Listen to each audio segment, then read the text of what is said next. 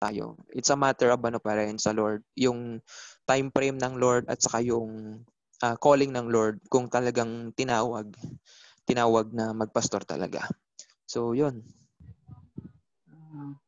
Guys, may gusto lang din akong i-share pagdating dun sa sinasabi ni JL na time frame or kung kailan yung yung calling. Kasi gusto ko lang din i-share yung sa father ko.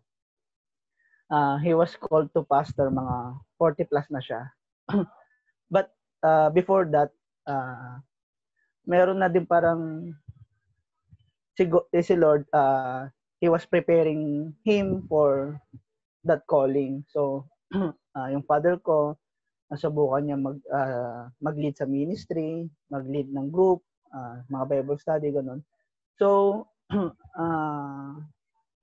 feeling ko or my own opinion, if God will call you, even in before that, piniprepare ka niya yung heart mo, piniprepare na niya yung mga tao sa paligid mo, piniprepare niya yung skills mo to lead. So, in the time na i-call ka niya, makikita mo na yung mga circumstances mo before lead you to the place kung saan ka kinol ni Lord. So, yun lang. If any one of you is willing, just pray for it. Kasi kung talagang i-call ka ni God, it will come a time na talagang i-reveal niya sa'yo yung calling niya, and then marirealize mo na kung ano yung mga pinagdaanan mo, it all leads to His calling. So, ayun. Tama yun. Gusto ko lang mag-add din sa kasi yung father ni Joshua ay siya yung pastor namin dati at siya yung nag-train sa akin. Maalala ko kasi noon simula nung naging Christian din ako, tapos nag-attend ako sa church. Lagi ko siyang lagi akong sumasama sa kanya, tapos kung may mga ministry na pinupuntahan, lagi akong sumasama sa kanya. So naging yon, malaking tulong sa akin na habang nagpe-pray ako sa desire ko na maging pastor. Nagpa-mentor ako sa kanya. Yung bang may kita mo talaga yung yung kung saan siya pupunta ka din. Saka pag may pinupuntang kami, sinasabi nila, sama-sama ka sa yung mga sumasama sa mga pastor, nagiging pastor din, sinasabi nila. Dati hindi ako naniniwala doon. Pero from time to time, habang papatuloy yung training, nakita ko yung sarili ko na doon talaga tinawag ng Lord. Saka tama yon yung before katawagin ng Lord, ipi-prepare ng Lord yung ipi-prepare ng Lord yung lahat. And saka mag-undergo ka din sa training sa loob ng church, sa ministry, mai-involve ka sa iba't ibang ministry para training sa in the near future kung dumating na yung time ng Lord. So, yun, yung din magandang din ng sa encouragement din sa mga gustong magpastor diyan. Ayaw. May sumasagot? Naku po. Sa akin gusto ko lang din mag-share sa tanong na lang ni Jay. Kasi ewan ko tol ko na hindi din pala naabutan yun. Ang sa akin in this time, parang ayoko kasi hindi ko sure kung kung gusto ko yon yung ganung point. Kasi nakikita ko kasi ang isang pastor nga, nag-aral man o hindi. Na bukod sa napakalaking ng niya, responsibility, malaki yung ginagawa nila at malaki din yung pananagutan nila sa Lord. So, isang bagay na parang hindi ko alam kung kaya ko or qualify ako sa ganung bagay. Pero syempre, ang naniniwala din ako na syempre pag tinawag tayo ng Panginoon, katulad ni Jonah, kahit pumunta ka sa Ninive, dadalhin ka pa rin sa Yeah. ay sa Tarsis, dadalhin ka pa rin sa Ninive. So ibig sabihin, kahit ayaw mo or kahit umiiwas ka or hindi ka kapag doon ka tinawag ng Panginoon, is doon ka gagamitin ng Lord. So, naniniwala ako sa ganung bagay na minsan kahit nga tayo, hindi tayo, kunyari, nakikita natin sa sarili natin, tayo qualify or para nakakatakot. Ano yun ba? Mamaya na. Pag tinawag tayo ng Panginoon sa ganung bagay, for sure, ako, parang wala tayong magagawa sa ganun. Dahil ang Lord ang sa atin, magtuturo, ang Lord ang mag-guide sa atin. Opo, share ng siya. Ang Lord ang mag-guide sa atin, magli-lead sa atin. So, siya rin yun magtuturo sa atin katulad ng ginawa niya kay Moses. Kung paano siya nagsalita kay Pharaoh. So, yun lang. Bigla lang nag-pop sa isip ko. Share ko lang. All of us are called to lead and are called to share the gospel. But not all of us are called to be pastors. So, yun lang din siguro yung pwede kong ma-share na parang final point ko na to.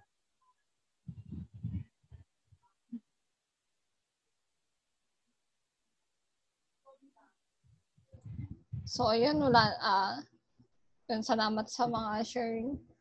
Marami kaming May mga naging tanong pa ba ideas. kayo? May hindi natapos si Pastor JL. Word of Kailangan- encouragement sa lahat. Kailangan talaga si Pastor J.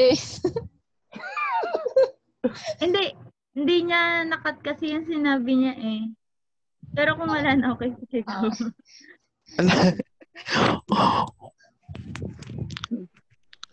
Ako,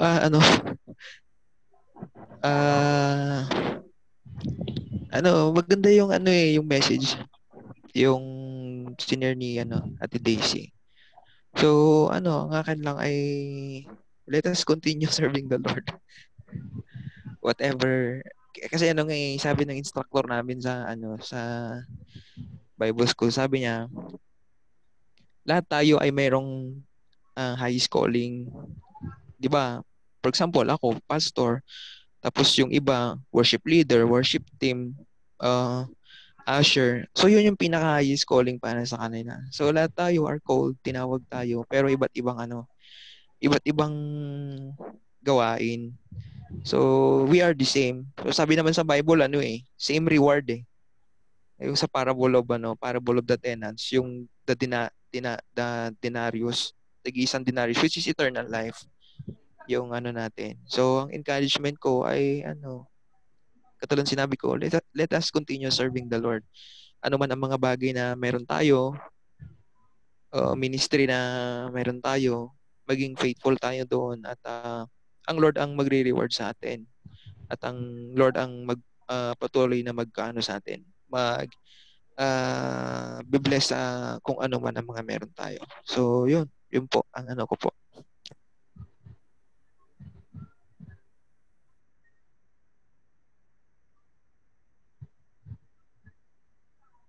Yun. Thank you, Pastor J. So, yun. Ang ganda ng sinabi ni Pastor J. Mag-continue lang talaga tayo no matter what happens sa atin, sa buhay natin. Diba? Ang pagpapastor, alam ko din buhay ng isang pastor eh. Hindi talaga madali. Iba yung mga financially niya. Diba? Kahit, alam, na ko lang din, story din lang dito na before, ng youth pastor namin before, yung miski kahit barya na lang niya, pa niya sa Lord. Bibigay pa niya sa Lord. So, alam mo yun yung, andun talaga yung, ito na si Nice. Ayun. So, yun, kahit na sobrang hirap, yun, ibigay natin sa Lord. Kahit nga yung mga pastor, di ba? Kahit yung konting natitira na lang sa kanila, yun yung binibigay nila kasi willing sila yun na ibigay din yun kay Lord. Diba? So, yun. Sa pag-ministry sa atin, natin mga Kristyano, hindi talaga madali. Diba? Pero, at the end naman, tayo din naman yung mag-aano nun eh. Hindi natin alam kung ano yung reward na ibibigay sa atin ng Lord. Si Lord na yung bahala doon. Tapos merong, sa lahat ng bagay, merong purpose si Lord. Kung saan ka mahina, doon kanya ilalagay. Kung ano yung mga bagay na hindi mo kaya. Kung ano yung mga bagay na parang feeling mo hindi ka worth it sa ganun. Pero lagi nating tatandaan si Lord na may purpose.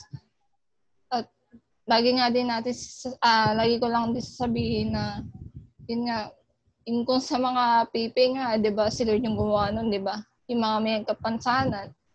Pero nakakagawa pa rin si Lord ng himala doon sa buhay nila kasi si Lord yung kumikilos, 'di ba? So, paano pa tayo makakompleto? Yun, may purpose talaga. Iba't ibang bagay na kung saan tayo may gift, si Lord lang yung nakakaalam nun. Tapos, yun, lagi lang din tayo humingi ng knowledge and wisdom kay Lord. Na kapag alam natin na hindi na natin alam yung gagawin natin sa isang bagay, mag-pray lang tayo, mag-read tayo ng Word of God. Hindi tayo nang ask kay Lord. Mag-ask tayo kay Lord, yun. Kasi si Lord lang yung nakakaalam ng lahat. Yun lang guys, salamat sa pakikinig. Hopefully, marami tayong natutunan sa sharing na bawat isa. Yun. Yung gusto mo mag-pray.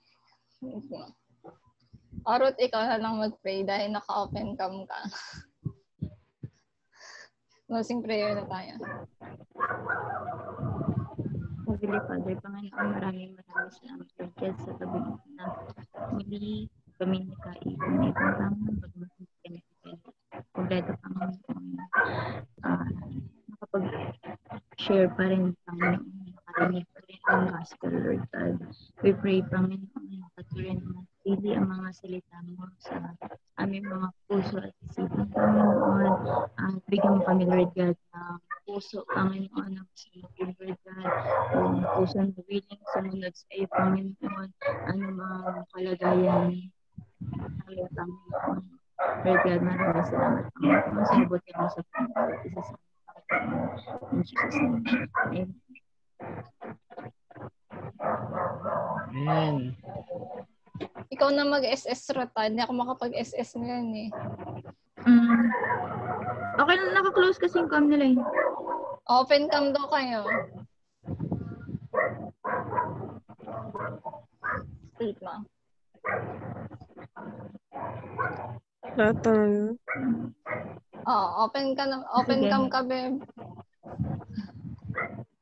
Si Kuya Eric tsaka si... Hagardo ba? Tulog ako eh. Si Ray and Eric. Kuya Eric.